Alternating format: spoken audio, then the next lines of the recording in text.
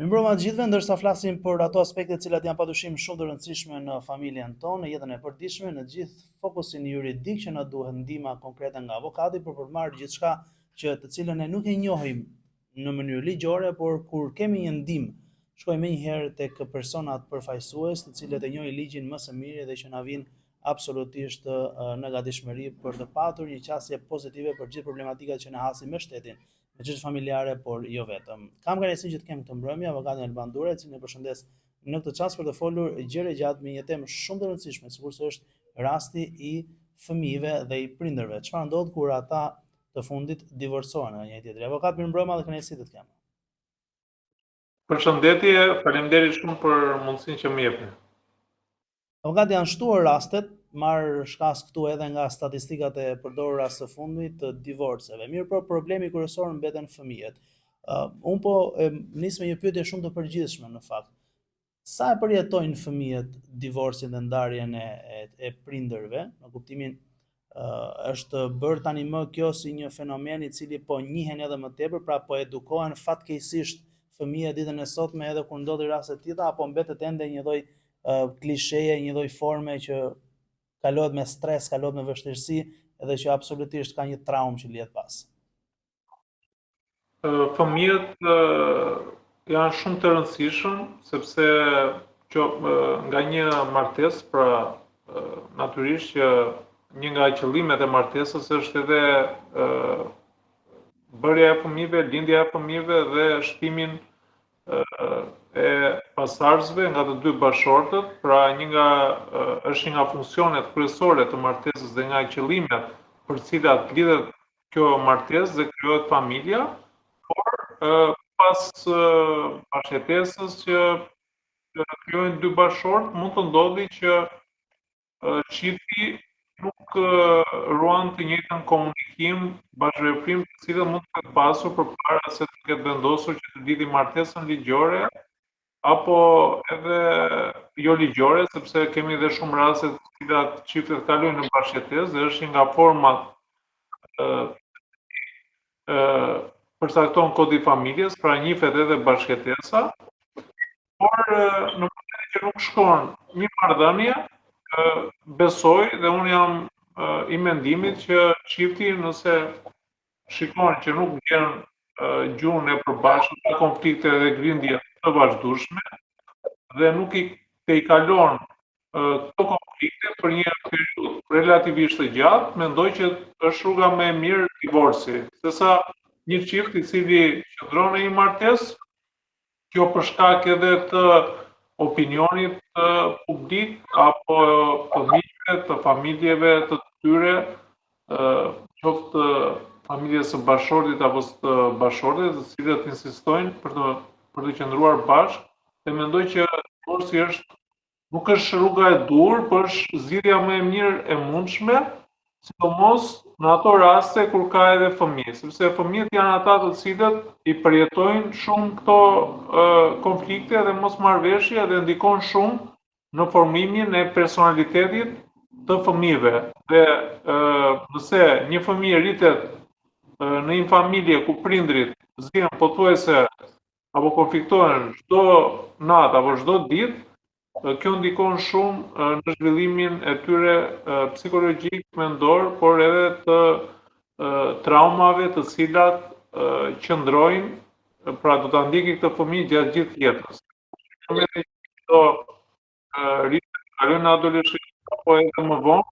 edhe kur të bëhet madhor, do ketë trauma të cilat nuk do të ngelen gjurmë gjatë gjithë jetës. Kështu që mendoj që kjo është zgjidhja më e mirë nëse çifti zgjidh me marrëveshje, pra nëse shkon drejt një divorci dhe natyrisht pasojat i zgjidh me marrëveshje, kjo do ishte rruga më e mirë, rruga më e dur, por ndodh shpesh që jo të gjitha çiftet apo bashkëshortët të cilët shkojnë në divorc e bëjnë divorcin me një nga rrugët të cilat e mundson kodi familjes, por edhe ligji për zgjidhjen e konflikteve dhe mosmarrveshjeve, ku martesat mund të zgjidhen fare mirë me marrëveshjet e pasojat që Në një prodhohen rast nga. konkret, avokat, marr parasysh edhe nga fakti që është bërë publike tani më edhe rasti këngëtarës së famshme Parashevi Simaku. Ne dim tani më jemi njohur me rrethanat, me ndarjen e saj nga bashorti dhe nga djali i saj. Sot kur kanë kaluar kaq shumë vite, e kam të drejtë për drejt pyetjen, a ka ndonjë mundësi ribashkimi sa i takon këngëtarës Parashevi Simaku me djalin e saj, pra ribashkimi them në kuptimin që ndoshta djali të kërkoj të kaloj dhe të qëndroj me nënën, pavarësisht se tani më është në një moshë të madhe, por dua të them që a ka ajo të drejtën e vet, duke marrë parasysh atë çka ka ndodhur gjatë gjithë jetës së saj. Apo mund të shihet me Në skepticizëm. rastin e zonjës Simaku, pra e këngëtares së njohur dhe divës së muzikës shqiptare, zonja Parashevi Simaku, tani mundësia nuk ekziston, mundësia ligjore, që do të thotë djali është madhor, pra djali mos gaboj është mbi 18 vjeç, dhe në momentin që fëmijët bën madhor, atëherë prindrit nuk kanë asnjë le të themi të drejtë për sa i përket ushtrimit të kujdesarisë, pra që do të thotë edhe takimet, mënyra e takimeve apo qoftë edhe kujdesarisë së plotë, nuk kanë mundësi që ta ushtrojnë,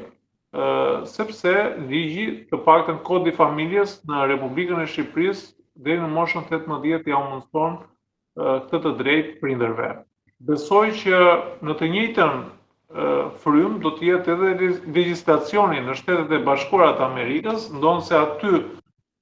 jemi në një sistem krejt ndryshe, pra jemi në sistemin common law, jo sistemin civil law apo sistemi europiano-kontinental, pjesës së cilës është dhe Shqipëria, por që besoj mundësitë ligjore janë të pamundura për të shkak. Kështu që kjo varet nga vullneti që do të ketë djali në kontaktin që do të ketë me nënën e tyre. Natyrisht që duke qenë se ajo ka pasur një kohë të gjatë që nuk e ka parë djalin e saj, kjo mund të ketë ndikuar në ngrohtësinë apo në ndjeshmërinë e fëmijës, djalit në rastin konkret me nënën e tij, sepse fëmia është një qenie e cila dashuron apo lidhet më shumë me prindin, jo në gjitha raste, por në shumicën e rasteve me prindin i cili qëndron më pranë dhe që e shikon për ditë, ai që kujdeset çdo ditë dhe ka komunikim të vazhdueshëm. Por ka dhe raste përjashtimore që mund të ndodhi që ka ndjeshmëri fëmia edhe pse kanë kaluar shumë vite, pra ne kemi parë edhe raste kur prindrit kanë çuar në jetimore fëmijët e tyre, dhe ne kemi parë në emisione televizive këtu në Shqipëri, ku fëmijët kur bën madhor duan që të gjejnë prindrit e tyre, edhe pse ata mund t'i kenë abandonuar apo mund t'i kenë çuar në shtëpinë e fëmijës, të bëjnë sepse është diçka që vjen për brenda, domethënë diçka e pashpjegueshme. Dhe kështu që edhe në rastin konkret besoj që djali dhe me aq sa kemi parë nga media, ne kemi parë që ata kanë bërë disa takime, janë takuar me njëri tjetrin, që besoj që këto janë takime të vazhdueshme që çdo fëmijë i cili është në moshë madhore, pra rritet, sepse ne edhe pse mund të jemi në moshë relativisht të madhe apo të madhe, të pjekur ne prapë kemi atë, ne për prindrit jemi fëmijë dhe sidomos për nënën. Kështu që edhe në rastin konkret besoj që këta do jenë takuar shpeshherë dhe nuk ka nevojë që të ndjeki rrugën ligjore për të bërë. Për shembull babai këmbgul që të mos ketë më takime midis tyre. Pra në këtë kontekst e kam sepse e di që djali është maxoren tani, dhe padyshim vendos vet, por nëse ka një lloj ndikimi flasur nga babai i cili e ka arritur gjatë kësaj periudhe kohore, a mund të parashikohet diçka në ligj për ndoshta për një mas, për një dënim për babain, pra nëse Parashevia për shembull e rikthen në gjyq apo ngre pretendimin se babai po e pengon fëmijën, pra po ndikon në ana psikologjike, marr rast në këtë formë kur është maxoren apo kjo ndodh vetëm kur fëmia është minoren, pra kur është nën moshë? Tani në momentin që është i rritur, pra ne mund të kemi ndikime, pra një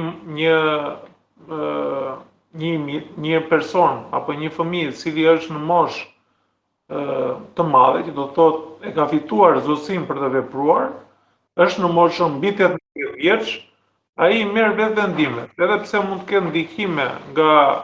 persona të tjerë përveç babait në rastin konkret, po mund të ketë nga një afërm apo nga dikush tjetër i cili mund të thotë që shiko, ju nuk duhet ta takoni nënën tuaj sepse ajo nuk është kujdesur për ju, ajo ka qenë e keqe, apo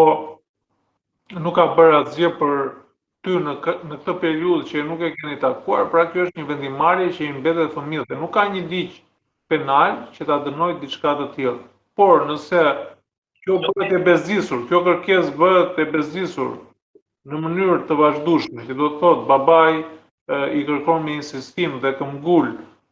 që të marrë këtë vendim, atëherë natyrisht që legislacioni jon, pra e ka një gjë të tillë që do të thotë ushtron dhunë psikologjike, pra kemi ligjin për masa kundër dhunës në familje, flas për vendin tonë dhe është dënim e cili shkon deri në 3 vite burg. Pra, nëse këtu në Shqipëri kemi dikën në familje që na ushtron presion psikologjik për një vendimarrje të caktuar që ne e marrim vetë dhe nuk kemi nevojë që të marrim mendimin e dikujt, por nëse kjo bëhet e bezdisur dhe në mënyrë të vazhdueshme, atëherë ka parashikim ligjor, ligji për masa ndaj dhunës në familje dhe kodi penal. Pra, ligji ka parashikim për sa i përket urdhërimit që mos të kontaktoj dhe mos të ushtroj kontakte me personin i cili dhunohet psikologjikisht dhe nga ana tjetër kemi dhe masat të cilat sankcionohen nga neni 130 A i kodit penal, i cili parashikon një dënim deri në 3 vite burg. 130 A paragrafi i parë. Pra, në këtë kontekst, si thuaj që padyshim Parashevia ka gjithë drejtën e botës që të kaloj këtë kohën e bukur me djalin në një hapësirë të munguar më herë dhe pa ndikim. Megjithatë, serot shumë mirë në raport me ligjin se gjithmonë ajo ka një funksion kur po. Po, por në rastin konkret duhet vullneti, mund ta ketë vullnetin zonja Parashevi Simaku për të takuar me djalin, mund ta kontaktojë dhe mund të dojë që ta takojë, por shtrohet pyetja, nëse djali do ketë mundësi, pra ai është i gatshëm që t'i përgjigjet nënës së tij, si reagon, sepse mund të ndodhi dhe për diçka normale që për kaq kohë të gjatë që ai nuk ka qëndruar me nënën, mund të ketë ndikuar kjo pjesëore e ditëshmërisë se përveç vetëm çështja që nën biologjikisht, por duhet edhe një ngrohtësi dhe një komunikim dhe sidomos djemt, meshkujt e kanë shumë të nevojshëm të nënës tyre, dashurinë që i ka dhënë ajo në mënyrë të vazhdueshme dhe kjo e bën që të jetë shumë i lidhur me nënën dhe për kujdesja që ka treguar nëna e tij në këtë periudhë, gjë që nuk e ka bërë në rastin e zonjës Simaku, por do të shikojmë nëse djali do ketë dëshirën apo vullnetin apo jo. Nëse ai nuk e ka vullnetin, atëherë kjo bëhet e njashme, që do të thotë është një kërkesë e njashme e zonjës Simaku dhe mund të ndodhi që kjo mund të kthehet në një bezdisje. Çka do të thotë mund të jetë ai. Pra mund të jetë diçka e kërkuar nga zonja Simaku dhe ai mund të detyrohet që pas një kohe të gjatë që mund të jetë e bezdishme nëpërmjet telefonatave, nëpërmjet kontakteve që zonja Simaku mund të shkojë në shtëpi apo në vendin e punës, dhe nëse ai e quan të bezdishme të veprim të nënës së tij, ai ka gjithë të drejtë që të shkojë në polici, të shkojë në gjykatë dhe të kërkojë vlefshimin e një urdhri mbrojtje. Pra, nëse do të ishte në vendin tonë, mund t'i përdorë këto mekanizma ligjore. Avokat, një pyetje për serim, duke qenë se që nga fëmijëria djali ka qenë nën kujdesin e babait të tij deri në moshën 18 vjeçare, pra kur ka bërë 18 vjeç, tani më që ai është majoren, ligjërisht nëse djalit për shembull i duhet mbështetja familjare në forma ligjore, pra po flas edhe në forma krejt normale të përditshme, qoftë për qenë garant në një bank, për bërë një procedurë ligjore në strukturën familjare, luajnë të njëjtën peshë si babai, ashtu dhe nëna, pavarësisht se ai e ka rritur deri në moshën 18 vjeçar, po themi kështu, nga ana ligjore, derisa u bë mazhoren, apo tani më babai mund të jetë në strukturën e familjes. Pra si funksionon kjo? Si pemë familjare, thëmë, nëse bën një prezantim ligjor më së tepër, apo duhet parë se si e kanë organizuar edhe së bashku. Ligjërisht të dy prindrit nuk kanë ndonjë ndikim ligjor tek fëmia. Pavarësisht se ai mund të jetë në certifikat familjare, mund të jetë me babain e tij, pra, por për sa i përket vendimarrjeve, si në punë apo në marrëdhënie me të tretët, ai nuk mund të pyesi asnjë, pra asnjë nga prindrit, po themi nga ana ligjore, sepse nga ana morale patjetër që ai ne edhe pse jemi të rritur, ne pyesim prindrit tanë, konsultohemi me ata për çdo vendimarrje që është e një rëndësie të madhe apo të veçantë. Kështu që ligjërisht ata nuk është se kanë ndonjë problem ligjor që do të thotë ai do të shkojë, do të marri mendjen apo do marri le të themi konfirmimin e njëri prej prindërve, sidomos atë të babait, meqense është në çështje. Besoj që duhet të jetë në familjare, kështu që taj anës morale, natyrisht që ngrihet edhe në varësi të kulturës amerikane, sepse ata kanë një kulturë ndryshe nga ne, pra ndryshe është një i rritur në vendin tonë, që ne edhe pse ka ndryshuar struktura familjare e këtyre viteve, mundësia, mentaliteti, pra kemi pasur kultura të tjera perëndimore të cilat kanë ardhur në vendin tonë, ne prapë ruajmë atë strukturën e familjes, e traditat tona, ku prapë ne jemi, le të themi, të lidhur me prindrit tanë, me familjen e ngushtë për vendimarrje të veçanta apo të një rëndësie të madhe, të cilat ndikojnë në jetën tonë apo në jetën e familjes sonë. Po patjetër që kanë një ndikim në këtë formë. Mirë, avokato, falenderoj shumë për të gjithë sqarimin që na bëre nga ana ligjore për rastin e Simakut, por jo vetëm edhe të gjitha rastet e tjera të cilat në fakt hasen në përditshmëri me problematika të ngjashme. Do doja në mbyllje të jap edhe një hapësirë kohore disa sekondëshe për të bërë ndoshta një kërkesë, po themi kështu, për të gjithë çiftet që kanë problematika, një mesazh, një apel se si mund të zgjidhet kjo procedurë, por shkurtimisht. Lutem, pra çfarë duhet të kemë parasysh kur duket që martesa atyre është në rrezik edhe do të shkojnë drejt një divorci raport me fëmijët. Pa bërë thirrje absolutisht që divorci është gjithmonë zgjidhja e duhur. Nuk ka si forma se si drejtohemi gjykatës për ta zgjidhur martesë. Pra, nëse ne do të shkojmë me një marrëveshje, që është rruga më e dur, apo nëse ne do të shkojmë me një kërkesë pa di në gjykatë, kjo nuk ka rëndësi. Pra, mendoj që më e thjeshtë edhe për të dyja palët është me marrëveshje, sepse shkurtohet goxha procedura për vendimarrjen e gjykatës, por thelbësore dhe shumë e rëndësishme për çiftet është që mos ta kalojnë inatin që mund të kenë, inate personale për shkak të marrëdhënies së tyre të acaruar apo konflikteve që mund të ketë patur çifti, mos ta kalojnë këtë në një akmarrje ndaj fëmijës, sepse fëmijët janë qenie pafajshme, pra ato kanë ardhur në jetë sepse ka qenë vullneti i prindërve të tyre, por prindrit kanë detyrë që mos të ngarkojnë psikologjikisht fëmijët gjatë gjithë marrëdhënies së tyre. Edhe kur vjen puna te zgjidhja e martesës, ata duhet i rregullojnë pasojat, sidomos ato të fëmijëve.